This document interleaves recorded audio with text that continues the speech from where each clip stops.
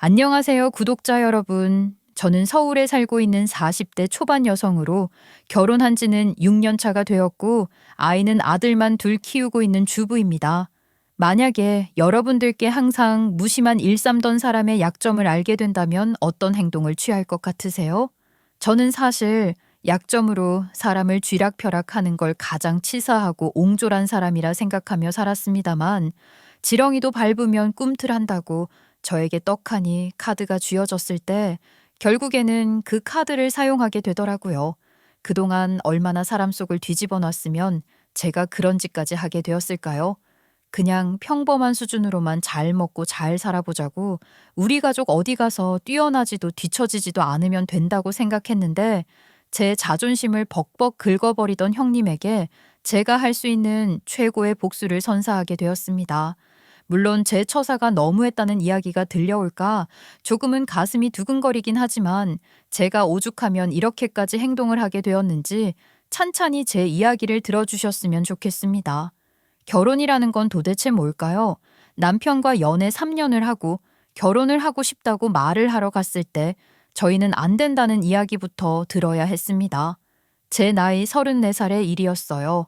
31살에 남편을 만나서 3년 동안 연애를 하면서 크게 싸운 적 한 번 없이 서로의 일을 응원해주고 서로의 마음을 보듬어주면서 이 사람이랑 평생을 함께 살아야겠다고 결심을 하고 결혼을 하고 싶다고 인사를 드리러 갔는데 시댁에서 제가 너무 마음에 든다고 칭찬을 하시면서도 결혼은 아직 이르다고 말을 하시더라고요. 저희 두 사람 정말 서로 너무 사랑하고 있고 평생을 함께하며 이해하고 포옹하며 살 수 있습니다. 그러니까 믿어주셨으면 좋겠어요. 그래, 우리도 우리 예비 며느리가 정말 마음에 들고 아주 손이 야무진 게 뭐든 다 잘할 것 같은 팔방미인이라 좋지만 결혼해도 순서가 있는 법 아니겠니? 순서라니요? 서로 마음에 드는 짝꿍을 만났을 때 결혼을 해야 하지 않을까요? 저는 무슨 순서를 말씀하시는 건지 이해가 잘 되지 않아서요. 우리 장남이 아직 장가를 못 가서 아무래도 장남이 먼저 개혼을 해야 순서도 맞지 않나 싶어서 말이야. 남편에게는 형이 하나 있었는데 남편보다는 나이가 2살 많은 아주버님이었어요. 그러니까 나이 36살에 아직도 회계사 시험을 준비하고 계시는 백수였죠.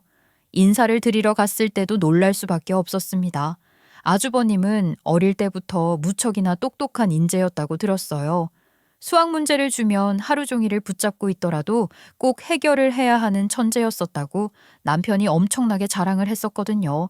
초등학교 때는 무슨 영재반에서 공부를 했었고 중고등학교 때도 전교 1등을 놓치지 않았다고 했어요.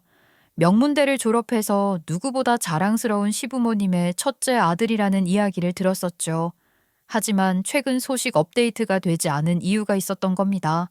돌연 29살에 잘 다니던 대기업을 그만두고 회계사를 하고 싶다고 했던 아주버님께서는 그때부터 지금까지 매번 시험에 낙방을 했다고 하더라고요.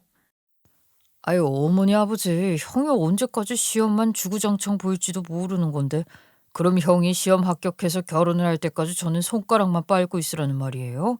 그건 아니죠. 아이, 네 형도 이번에는 꼭 붙을 거라고 했다니까. 이번이 마지막이다 하니까 믿어보자는 거지. 합격만 해봐라. 결혼하는 건 금방이야. 그 마지막이라는 말이 벌써 몇 년째예요. 형이 회계사 시험 준비한 지도 벌써 7, 8년은 되지 않았어요? 아이, 그러니까 이번엔 진짜 마지막이다 이 말이야. 딱 한 번만 더 기다려주면 된다니까. 시험만 붙으면 결혼을 할 수 있는 것도 아니잖아요. 시험에 붙은 다음에 또 결혼 상대를 만나서 연애도 하고 결혼 준비도 하고. 아니, 저 나이 40에 장가가게 생겼네요. 네 형이 시험만 붙으면 말이다. 선짜리 탑 클래스에 오를 수 있다니까. 아, 의사, 변호사, 하물며 회계사 사무실에서라도 여자를 만날 수 있겠지. 붙기만 하면 아무 걱정도 없다. 시험이 얼마 안 남았으니까 조금만 기다려 봐라. 그러니까 시댁의 말은 아주버님이 아직 장가를 가지 못했으니 당연히 저희도 결혼을 미뤄야 한다 이 말이었어요. 솔직히 너무 황당한 소리였지만 시부모님들의 생각은 확고했어요. 사실 그럴 만한 이유도 있다고 생각했습니다. 앞서 잠깐 말을 했다시피 장남인 아주버님은 정말 뛰어난 머리를 가진 분이셨어요. 어릴 때부터 상장이라는 상장은 전부 수집을 할 정도로 어마어마한 똑똑이라고 동네에서도 소문이 무성했대요. 대학을 졸업하고 군대도 최전방으로 잘 갔다 와서는 대기업에 떡하니 취업을 한 지 1년 만에 대기업에서 살아남기가 너무 힘들 것 같다며 돌연 사표를 내고 제일 자신 있었던 공부를 다시 시작할 때까지만 해도 시부모님께서는 우리 장남이 큰일 하겠지 하셨다고 하더라고요.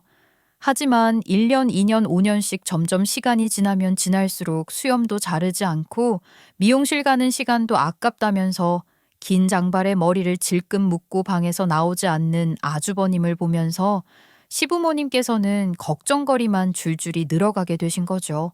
그렇게 자랑스럽던 아들이 어디서 밥도 못 얻어 먹을 것 같은 비주얼로 집 앞에서 담배만 태우니 남들 보기 얼마나 부끄러울 겁니까? 오죽하면 동네 사람들이 공부를 하도 해서 머리에 문제가 생겼다더라, 사고를 당했다던데 하면서 말도 안 되는 소문까지 냈다고 하더라고요. 그만큼 학창시절과 너무 달라진 모습으로 회계사가 되겠다는 일념으로 수년째 책만 붙잡고 있으니 시부모님 가슴은 얼마나 미어지겠습니까?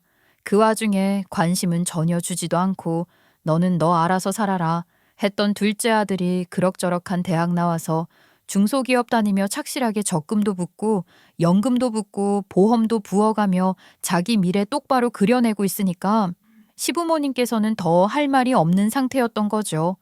온 기대를 품었던 장남은 무너지고 챙겨주지도 않았던 둘째 아들이 무슨 날이면 용돈 쥐어주고 여자친구까지 만들어서 결혼하겠다고 데리고 오기까지 했으니 장남이랑 더 비교가 되었을 겁니다. 아유, 우리가 욕심이긴 하지만 말이야. 장남이 저러고 있는데 어떻게 둘째부터 결혼을 시키겠니? 그랬다가 우리 큰아들 완전히 무너져 내릴까 봐 무섭다.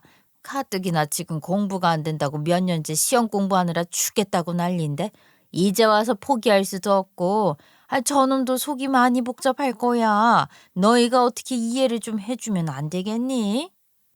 시부모님의 애원에 저희는 일단 이번 시험까지만 기다려보겠다고 말을 했지만 그 시험마저도 낙방. 저와 남편은 이런 생각을 했죠. 회계사 시험 어렵다 하던데 아주버님이 할 깜냥은 안 되는 것 같다고요.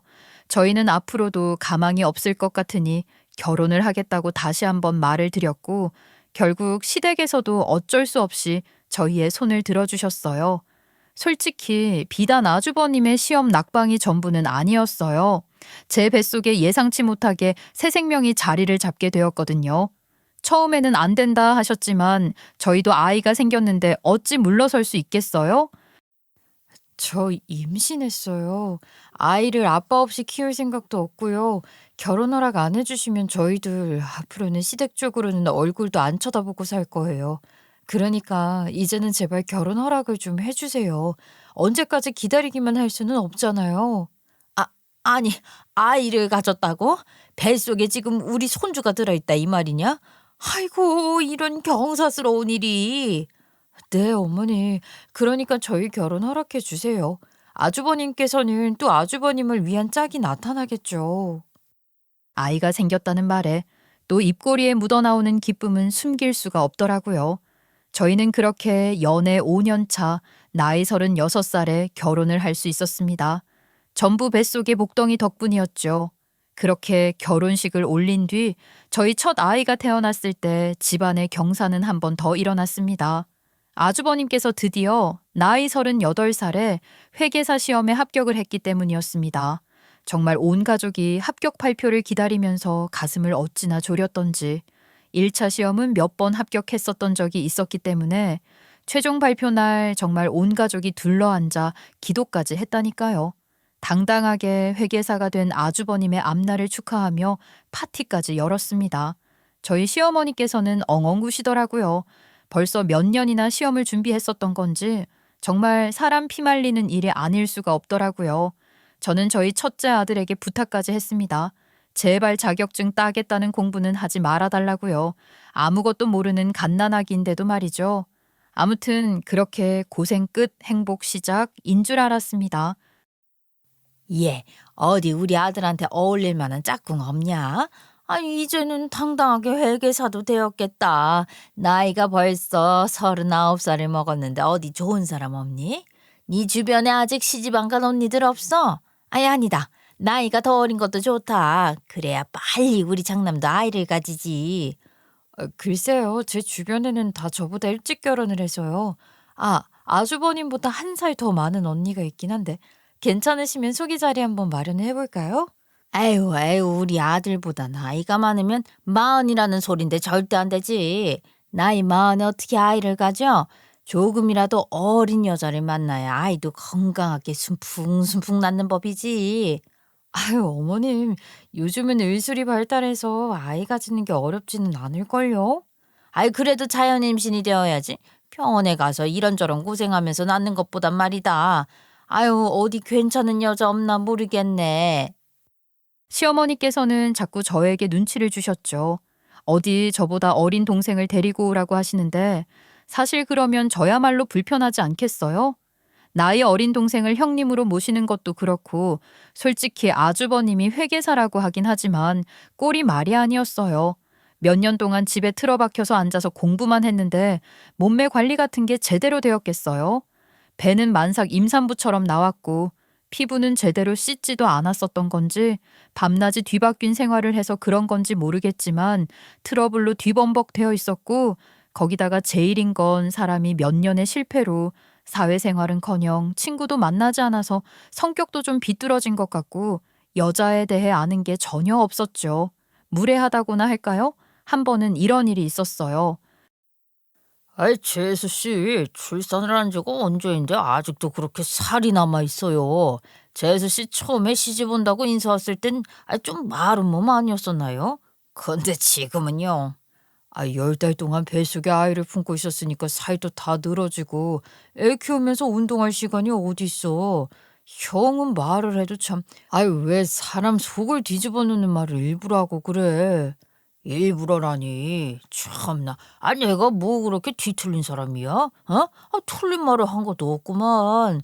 애 키우면서 운동할 시간이 왜 없어? 애 자는 동안 하면 되지. 그거 다 핑계야. 아주버님이 딱 하루만 우리 아이 데리고 있어봐요. 운동할 시간이 있나. 아주버님이 애 보면서 운동도 할 수 있으면 제가 게으르다는 거 인정할게요. 재수 씨, 그거 핑계 아니에요? 뭐 충분히 가능할 것 같구만. 그냥 운동하기 귀찮아서 집에서 빈둥빈둥 거리니까 살도 안 빠지는 거 아니에요. 나는 내 마누라가 출산하고 나면 무조건 운동시켜야지. 살찐 여자랑은 절대로 못 살 것 같은데. 내 동생이 재수 씨를 진짜 사랑하나 보다. 형, 그게 도대체 무슨 소리야? 출산한 지 아직 1년도 안 된 우리 마누라한테 너무 예의 없게 말하는 거 아니야? 살찐 여자랑은 못 산다니. 몸무게가 뭐 그렇게 중요한 거라고. 중요하게 생각하는 사람도 있을 수 있지. 나는 여자는 몸매가 최고라고 생각한다고. 재수 씨, 제가 또 이 바른 말밖에 못하는 사람이라 이해 좀 해주세요. 그럼요, 아주버님. 저도 바른 말밖에 못하는 사람이라 아주버님의 말 충분히 이해할 수 있어요.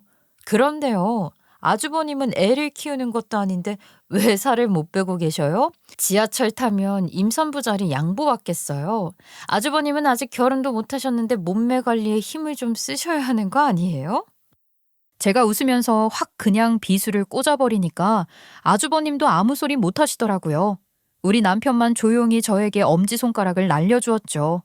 시부모님께서도 살짝 언짢은 얼굴을 하셨지만 먼저 뱃살로 공격을 시작한 게 아주버님이니까 저에게 잔소리는 따로 하지 못하셨어요. 제가 비웃음까지 날려버리니까 아주버님도 자존심이 좀 상하셨겠죠. 그때부터는 일 끝나고 운동을 하시더라 이 말입니다. 그렇게 6개월 동안 기름기를 쫙 뺀 건 아니지만 어느 정도 살을 뺀 뒤부터는 나름 봐줄만 하더라고요. 머리도 미용실 가서 싹 정리를 하고 피부 관리를 하신다고 피부과도 다니고 그러셨어요. 사람이 사람다워진 이후부터는 시어머니의 주도에 선을 보러 다니셨어요. 시어머니께서 꽤 발이 넓으시더라고요. 매주 주말마다 선자리에 나가던 아주버님께서 드디어 선자리에서 만난 여자랑 결혼을 하겠다며 집에 인사를 드리러 오겠다고 했어요. 저와 남편은 어떤 사람을 소개받으려나 두근거리는 마음을 하고 자리에 나가게 되었죠. 형님으로 말을 할 것 같으면 저보다 한 살이 어린 여자였어요. 생긴 건 새초하게 생기긴 했는데 제가 질투가 나서 그런 건 전혀 아니고요. 딱 봐도 쌍꺼풀 수술도 하고 코도 살짝 높인 것 같은 얼굴이더라고요. 한 살 어린 형님이 들어온다는 게 조금 그렇긴 했지만 아주버님이랑 결혼을 하겠다고 하니까 색안경은 끼고 바라보지 말자고 생각했죠. 저희 시부모님은 당연히 입이 귀에 걸렸고요. 나이도 아직 30대인데 직업이 무려 의사라고 하니까 거의 형님 바라기 수준으로 눈에 하트가 뿅뿅거리더라고요. 솔직히 다행이라고 생각하기도 했죠. 아주버님의 나이가 벌써 42살인데 하루라도 빨리 결혼을 해야 하지 않겠어요. 시댁 식구들 전부 인상이 너무 좋으셔서 저도 여기에 잘 녹아들 수 있을 것 같아요. 제가 아직 30대라서 모르는 게 잘 많지만 동서하고 어머님께서 많이 도와주셨으면 좋겠어요. 조금 걱정되는 게 동서가 저보다 나이가 많아서 그래도 저한테 텃세 안 부리시고 잘해 주실 거죠? 제가 형님이니까. 아니다, 큰애기야. 그런 걱정은 절대 하지 말어라. 우리 둘째 며느리가 속이 깊은 아이라서 우더른한테 얼마나 잘하는지 모른다. 그치?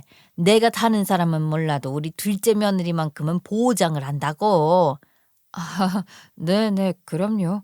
형님, 걱정하지 마세요.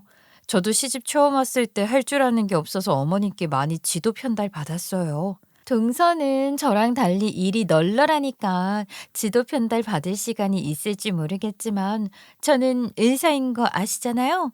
그럴 시간이나 있을지 모르겠어요. 그러니까 동서가 많이 도와줄 수 있지?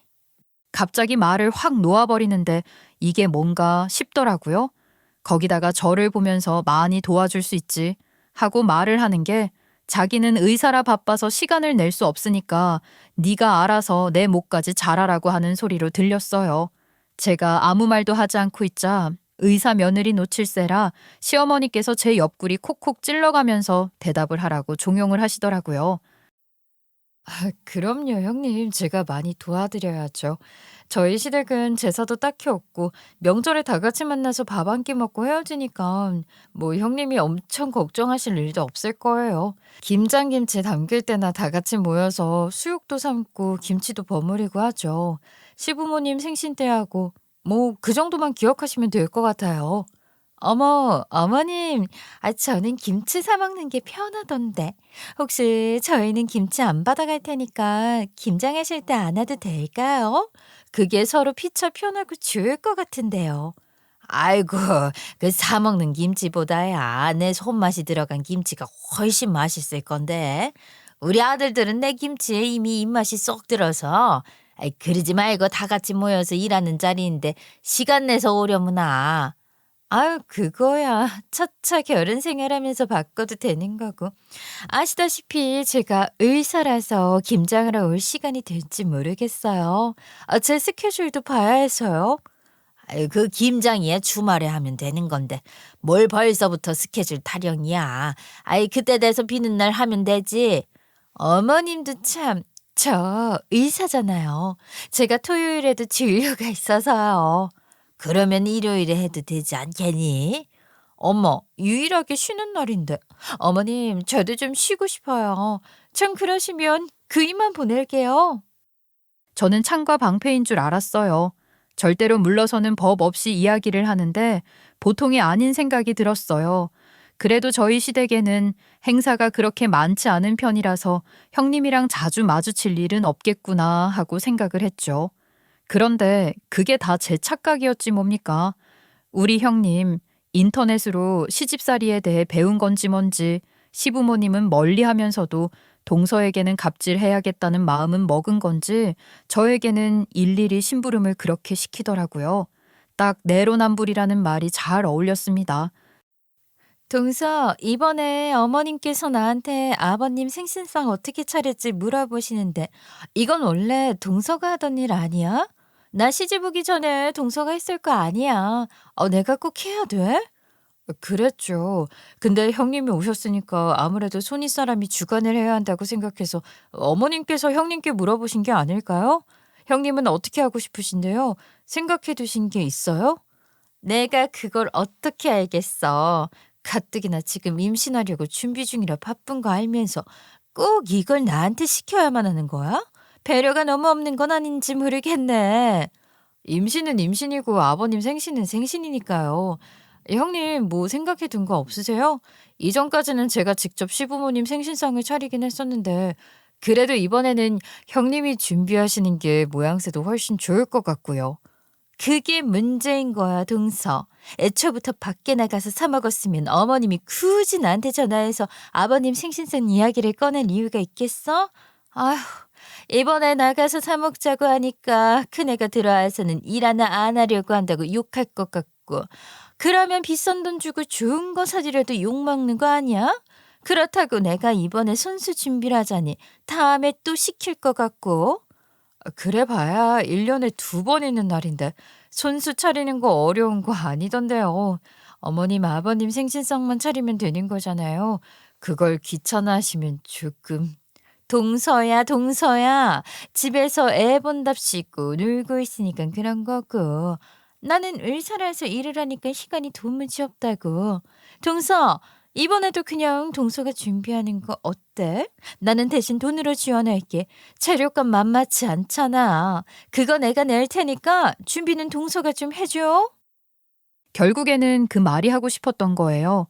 번거로운 건 네가 하고 돈은 내가 내겠다.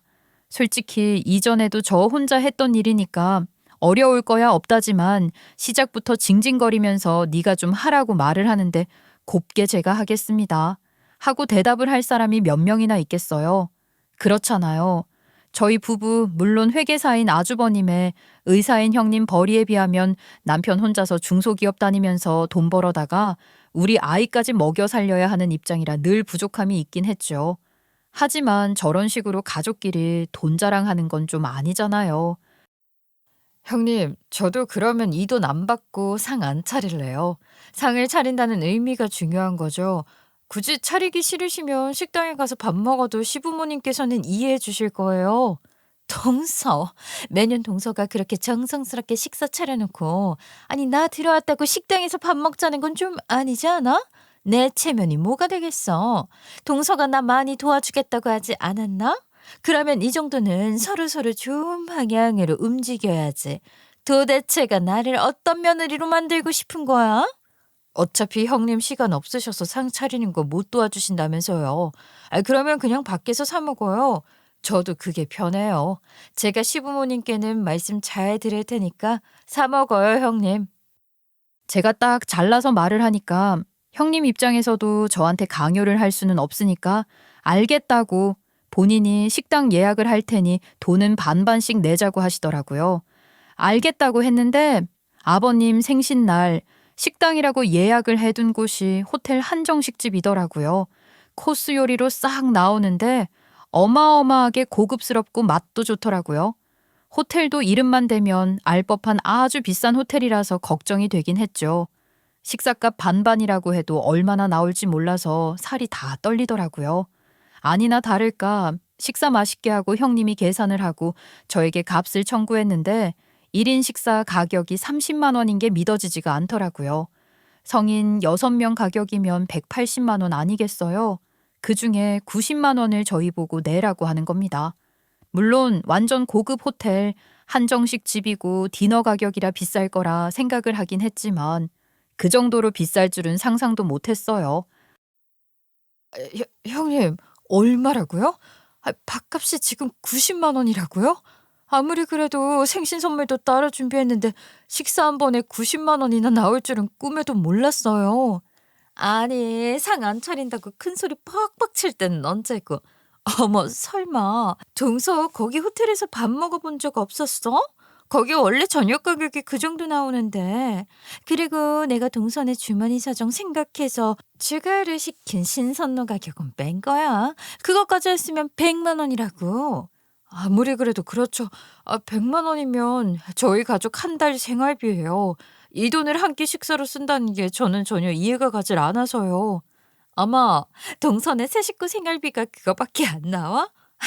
하긴 우리처럼 뭐 이 사람 저 사람 만나가면서 돈 쓸 일 없어서 그럴 수도 있겠다. 아무튼 반반 내기로 한 거니까 얼른 송금해줘. 남편 외벌이로 살면서 어디 90만 원 쓰는 게 쉬운 일이겠어요? 결국에는 한 번에 드리지 못하고 3번에 걸쳐서 나눠드렸더니만 그때부터는 정말 대놓고 무시를 하더라고요. 명절이라고 다 같이 모였는데 저희 아이가 3살이 되었을 때부터 어린이집에 다니기 시작했거든요. 어린이집에서 명절에 절하는 법을 배워왔나 봐요. 서툴게 머리를 콩 박고서는 절을 하는데 형님이 그걸 보더니 귀엽다면서 5만 원짜리 지폐 4장을 주시는 거예요. 형님, 뭐 이렇게 세뱃돈을 많이 주셔요. 아직 아기라서 한 장만 주셔도 돼요. 나중에 저도 다 조카한테 갚아야 하는 돈인데 적당히 주셔요. 나중에 갚긴 뭘 갚아. 동선에 사는 거 팍팍하잖아. 어차피 이 돈 줘봐야 전부 동서 주머니로 들어가는 거 아니야? 우리 조카 이 돈으로 엄마한테 맛있는 거 사달라고 그래? 근데 그 말이 그렇게 자존심이 상하더라고요. 좋게 좋게 둘러서 말할 수 있음에도 내 주머니로 들어갈 거 하니까 많이 주는 거다 살림에 보태쓰라는 식으로 말을 하는 게 너무 얄미웠어요. 그것뿐이겠어요. 결혼 생활 4년 차에 시어머니가 시키지도 않는 시집살이를 형님에게 당할 줄은 꿈에도 몰랐죠. 본인은 하루라도 빨리 임신을 하고 싶다면서 이건 이래서 못하고 저건 저래서 못하니까 동서가 알아서 해줘 하면서 맡긴 일이 한두 가지가 아니었어요. 시험관 시술하면서 시간마다 주사도 맞아야 하고 몸을 많이 움직여서도 안 된다며 몸을 사리는데 진짜 가관이었죠. 오죽하면 시어머니께서 명절 끝나면 저에게 고생했다고 따로 용돈을 챙겨주시기도 했다니까요. 게다가 딱 한 번 식사값으로 90만 원 낸 이후부터는 시부모님 생신상도 제가 직접 차렸어요.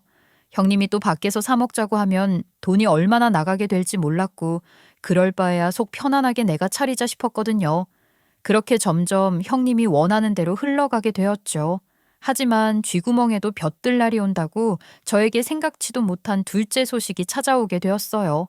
나이가 그래도 40을 갓 넘겼던 터라 자연 임신이 어렵지 않을까 싶었는데 영양제를 꼬박꼬박 챙겨 먹은 게 도움이 되었던 건지 상상도 못한 둘째가 들어선 거죠.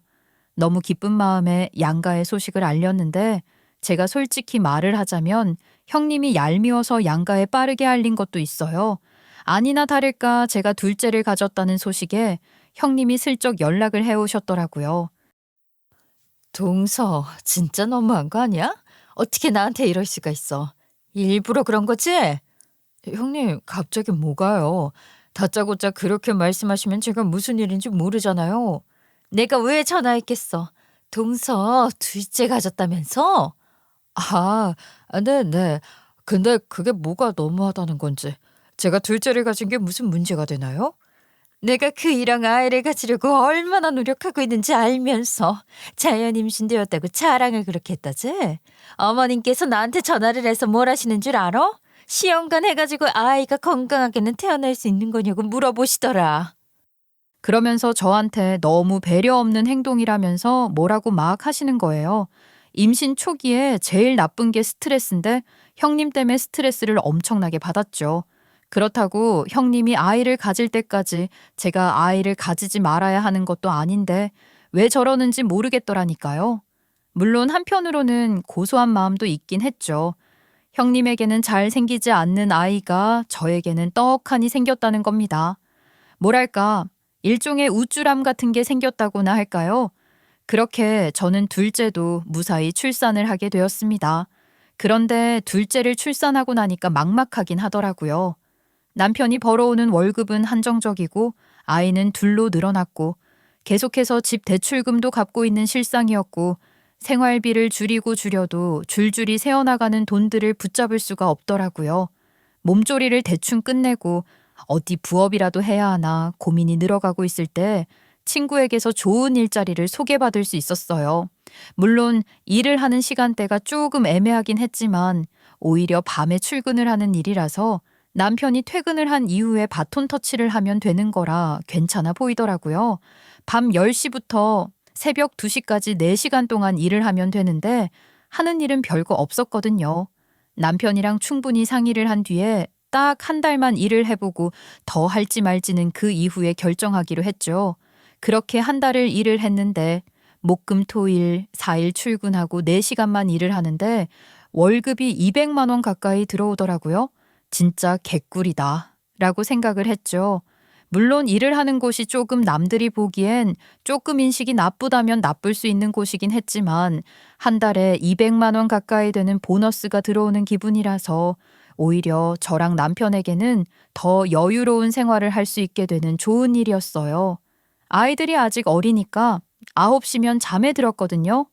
게다가 둘째는 아직 태어난 지 얼마 되지도 않았으니까 수유 시간 텀 딱 한 번만 먹이면 되는 거라서 일상에 큰 지장도 없더라고요.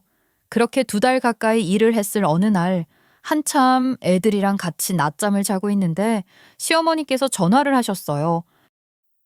아유, 너 미쳤니? 지금 애를 둘이나 낳은 여자가 어디로 일을 하러 다녀? 아, 네? 갑자기 그게 무슨 소리세요, 어머님?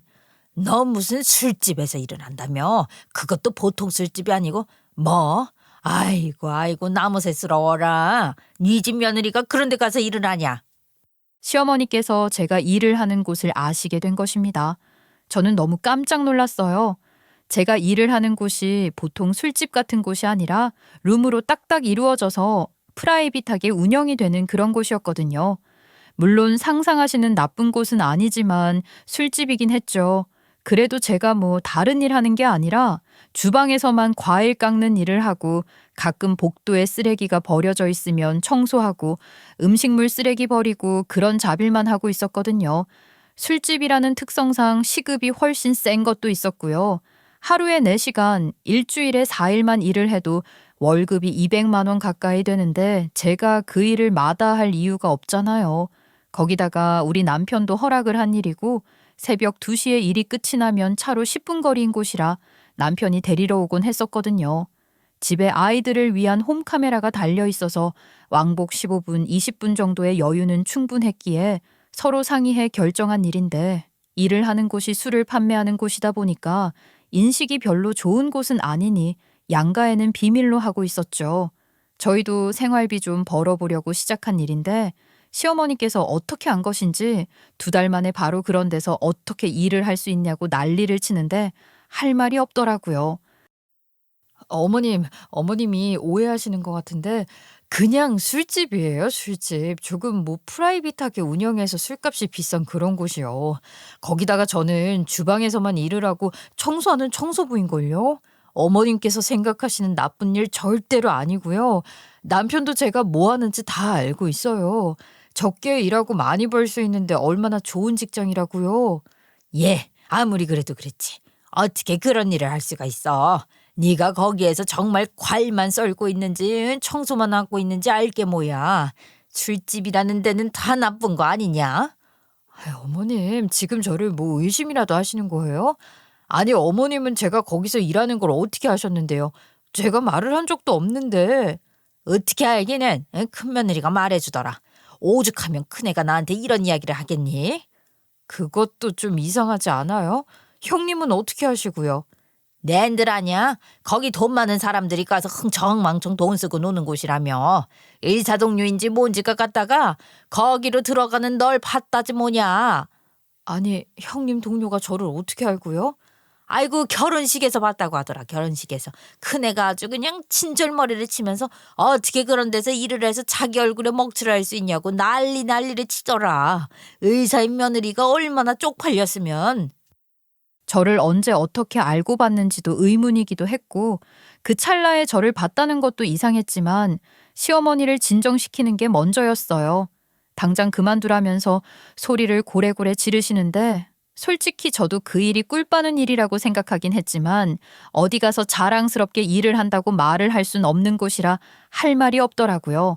노발대발 하시면서 당장 그만두라고 하시길래 새로운 사람도 구해야 하고 하니까 이번 달까지만 일을 하겠다고 했죠. 결국 그 꿀 같은 일은 3개월 만에 그만두게 되었습니다. 형님 동료가 저를 알아봤다고 하니까 형님도 난감하셨을 것 같아서 형님께 전화를 걸었는데 안 받으시더라고요.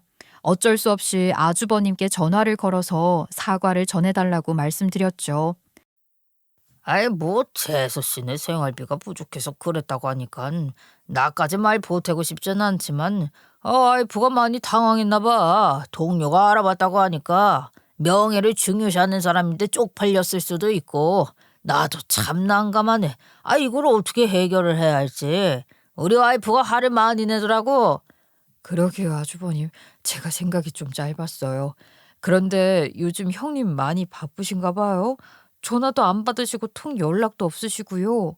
병원 일이 좀 그런가 봐. 집에도 뭐 응급 환자들 때문에 밤 늦게나 들어오고 아침에 출근길에 얼굴 마주하는 게 전부야. 이래서 언제 아이를 가질 수 있을지 참 그것도 미지수고. 한숨을 푹푹 쉬면서 말을 하시는데 각자 집안의 사정이라는 게 복잡하구나 싶었죠. 그런데 저는 좀 의문이 들긴 했어요. 대화를 하면 할수록 저를 그 가게에서 봤다는 사람이 형님 동료라는 건데 그 가게가 아무래도 프라이빗한 술집이다 보니까 조명이 상당히 어둡거든요. 게다가 제가 결혼식 날처럼 차려입은 것도 아니고 화장을 하고 다니는 것도 아니고 그 외에 음식 만드는 사람들이 쓰는 투명한 마스크 같은 거 있잖아요. 그거 끼고 일을 하는데 저를 도대체 어떻게 알아본 건지 신기하더라고요. 의사들이 눈썰미가 그렇게 좋은가 싶었어요.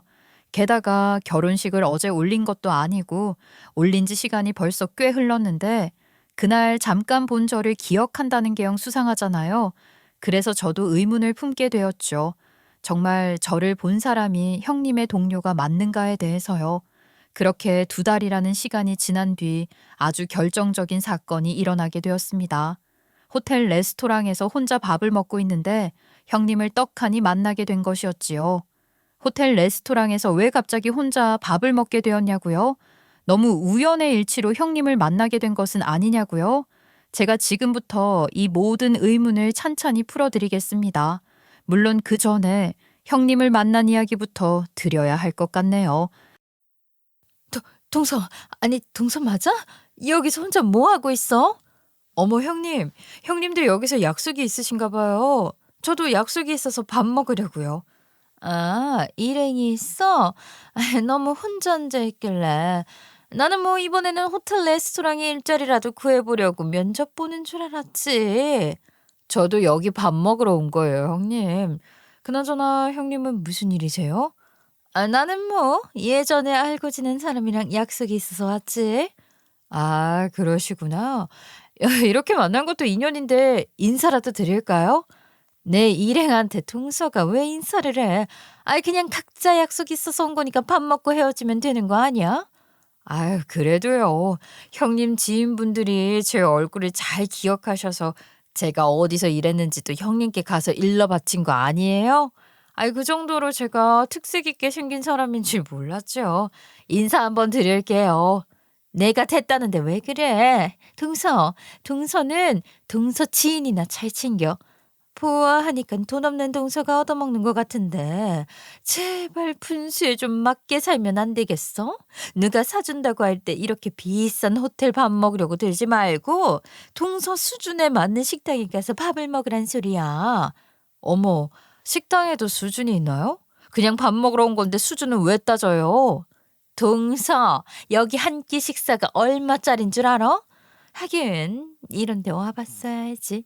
돈도 없는 년이 공짜라고 하면 아주 눈깔이 뒤집혀서는 이런 데 와서 식사를 하면 의사 변호사 된 기분이라도 날 줄 알았어? 뭐라고요? 돈도 없는 년? 지금 말 다 하셨어요? 그래, 솔직히 내가 틀린 말 했니? 돈도 없는 년이 여긴 왜 왔어? 동네 김치찌개 집이나 갈 것이지. 왜 아끼는요? 제가 뭐 식사나 하러 왔겠어요? 형님 불륜 현장 잡으러 온 건데 모르셨구나. 뭐라고? 불륜? 야, 어디 증거도 없이 생사람을 잡고 있어. 증거가 없긴요. 현장이 증거지. 아주버님. 제가 갑자기 아주버님을 부르니까 저희 테이블 뒤에 있는 커다란 기둥 뒤에서 아주버님이 씩씩거리면서 나오셨어요. 형님은 당황해서 아주버님을 보고 말도 못하더라고요. 아니, 당신이 왜 여기 있어? 오늘 무슨 사무실 회식이라고 바쁘다고 안 했어? 여기서 동서랑 무슨 작당을 하고 있는 거야? 당신이야말로 이번 주는 야근으로 내내 바쁘다고 하더니 여기서는 뭐 하는 거야 지금? 지금 나를 속이고 불륜을 저지르는 거야? 불륜이라니. 여보, 오해야, 오해. 아니, 나는 동료랑 같이 식사 약속이 있어가지고 온 거라니까. 동료? 당신은 새파랗게 젊은 20대 초반 남자애를 동료로 두고 있어? 어? 아주 능력이 대단하네. 여보, 그게 무슨 소리야?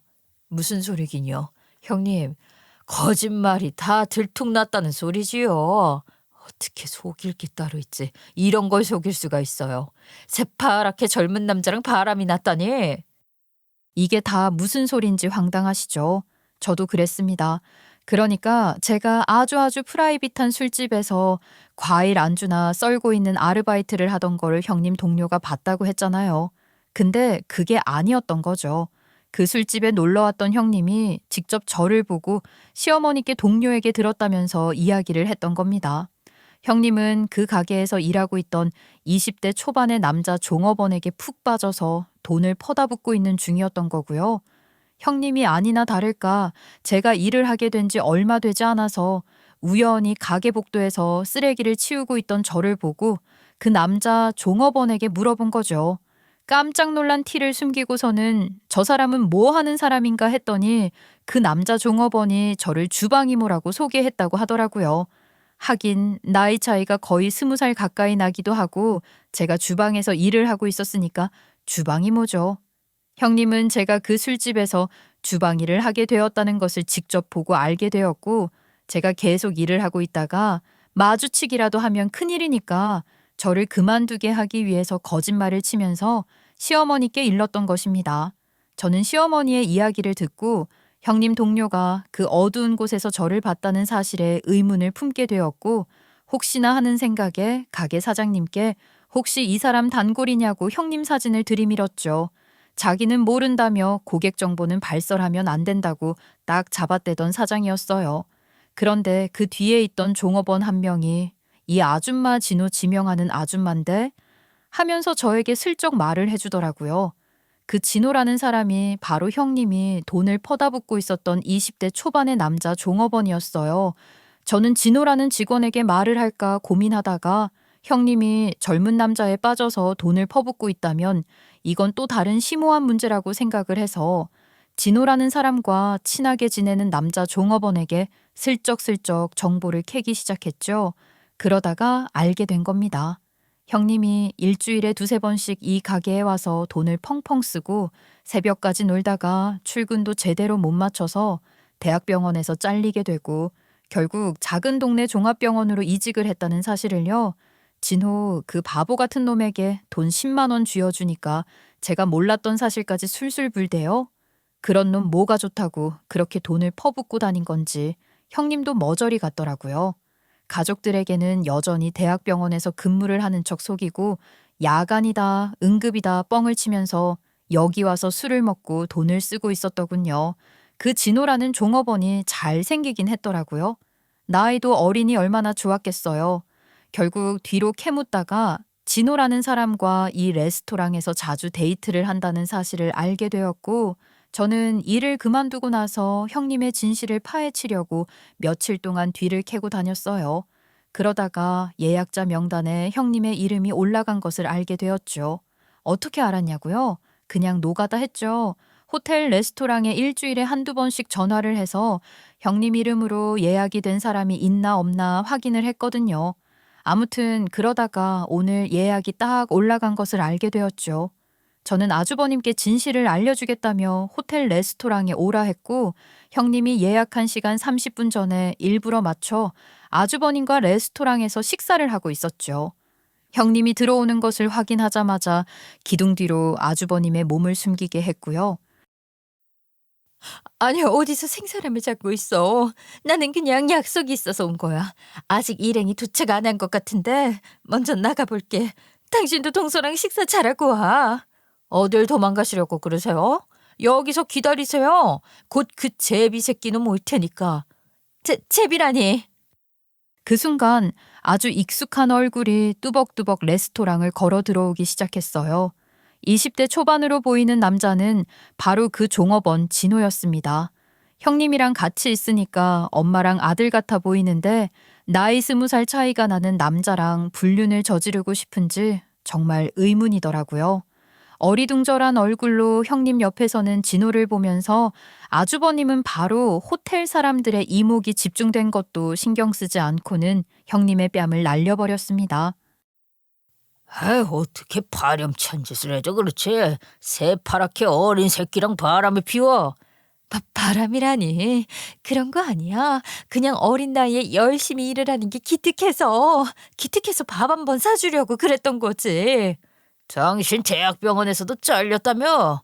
허구없는 야근이다 응급이다 당직이다 하더니 술집에서 술 처먹느라 대학병원에서 잘리는 게 이게 말이나 되는 소리야?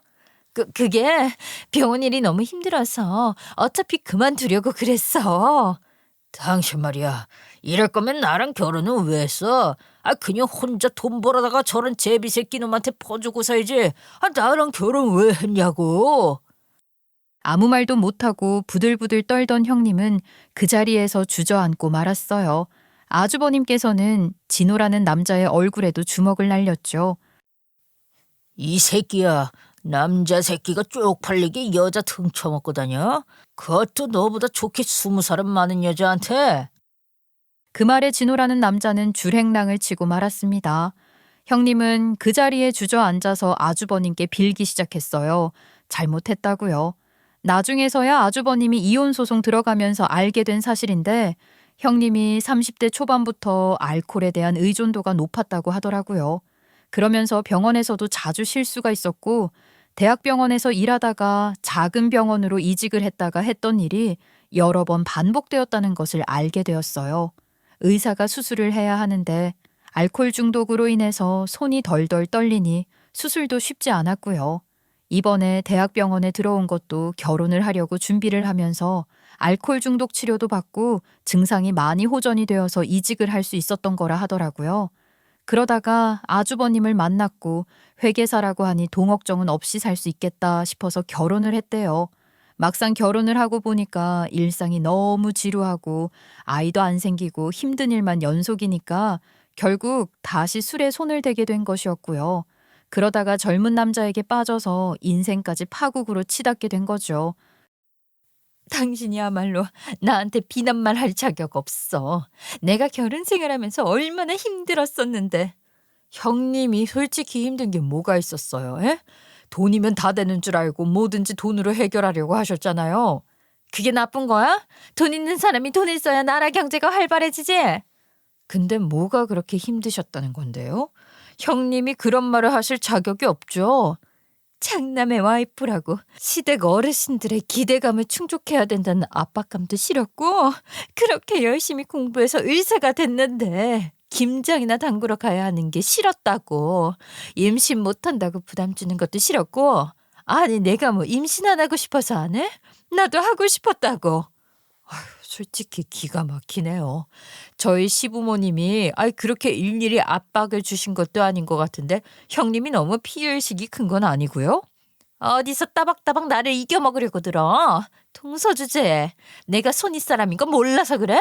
대우를 제대로 하란 말이야. 야, 내가 진짜 이 소리까지 안 하려고 했는데 내가 너보다 나이 1살 더 많은 거 몰라? 이게 아주 형님 대접을 해줬더니 끝까지 지 잘났다고 기고만장해서는 네가 뺀질뺀질거리는 동안 일은 내가 다 했는데 어디서 피해자 코스프레야. 네가 잘한 게 뭐가 있다고 나한테 그러냐고. 물론 제가 모르는 시부모님의 압박을 형님이 느꼈을 수는 있죠. 아무래도 똑똑한 첫째 아들이니까 손주 욕심이 더더욱 있었을 수도 있고요. 하지만 그건 누구나 겪는 일 아닙니까? 저희 시부모님이 엄청난 게 잔소리를 하는 사람들도 아니고 살림살이에 일일이 간섭하는 사람도 아닌데 바람을 피워놓고 타당한 이유를 만들기 위해 핑계를 대는 걸로 밖에는 안 보이더라고요. 결국 아주버님은 이혼을 하시겠다고 소송을 걸었고 소식을 들은 시부모님은 그대로 끙끙 앓으셨습니다. 하지만 그것도 아주 잠시였어요. 이전 형님이 친정에서도 쫓겨나서 울고불고 시어머니를 찾아와 빌었다고 하더라고요. 어머님, 진짜 제가 진짜로 잘못했어요. 저 이제 술도 끊고요. 그이만 보고 살게요. 아이도 시험관을 해서라도 빨리 가질게요.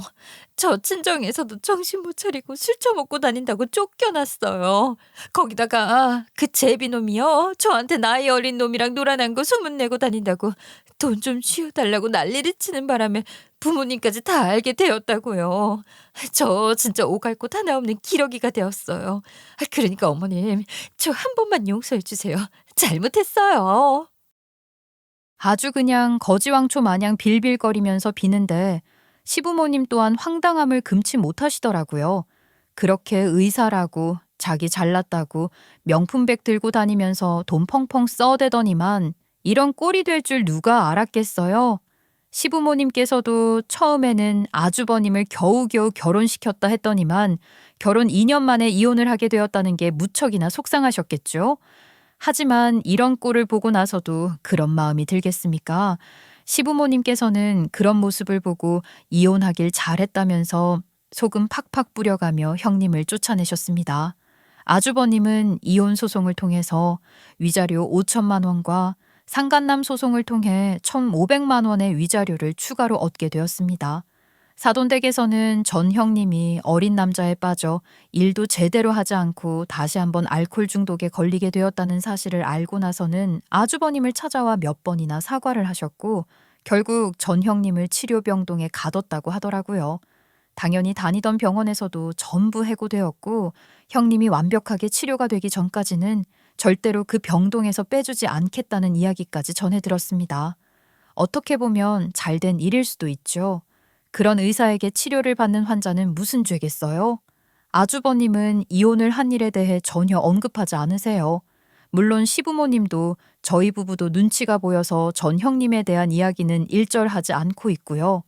한동안은 충격에 빠진 사람처럼 연차를 내리쓰시며 출근도 하지 않으시더니 위자료가 통장에 들어온 이후부터는 일도 열심히 하시는 것 같아요.